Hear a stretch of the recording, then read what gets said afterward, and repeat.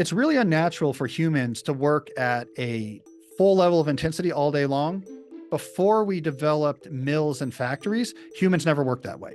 So when knowledge work came along, we said, how are we going to structure this work?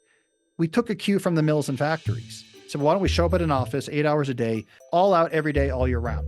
And it's very unnatural. So we need to get back to more variation in our work intensity to make work more sustainable.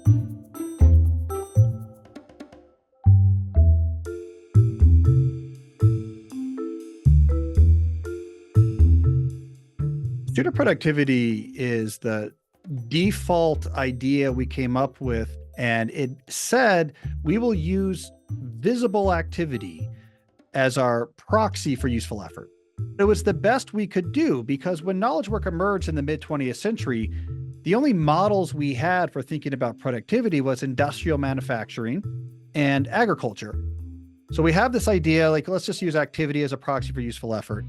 Then we get email, then we get networks, then we get laptops, then we get smartphones, we get Slack.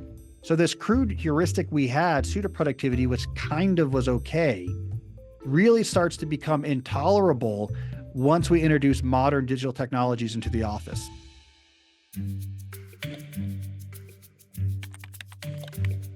So slow productivity is an alternative to pseudo-productivity. So if we're not just going to use activity as our measure, what's a different way to think about producing things? And slow productivity has three principles that all build towards the same goal, which is moving the focus away from activity and towards actual high quality output.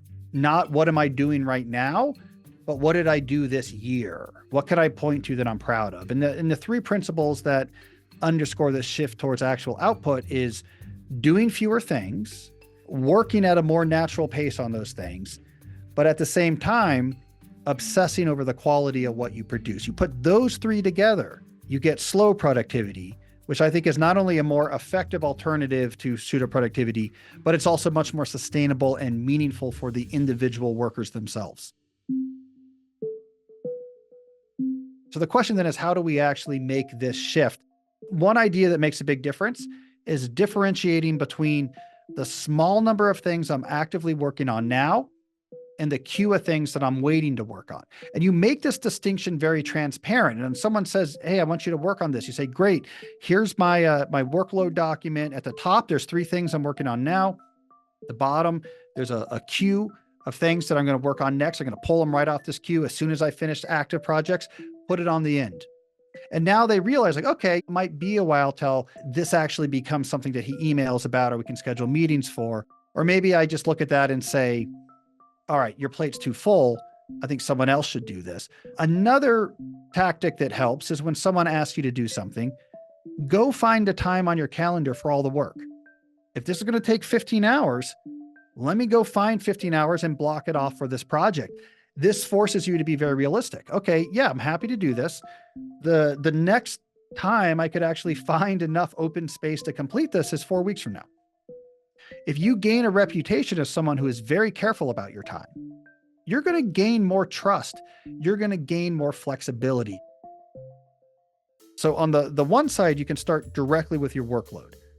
I want to work on fewer things at once. And so, like, right off the bat, write down all the things you said yes to, figure out, okay, here's the active ones, here's the ones I'm waiting to work on. Immediately move to one of these pull style models of when I finish something, I pull something else in, make this list public, be very transparent about it. Here's the list, you can look at it. I'm really going through these things fast because I can focus, but this is what I'm doing. So do that right off the bat. The other side of slow productivity is the really caring about quality.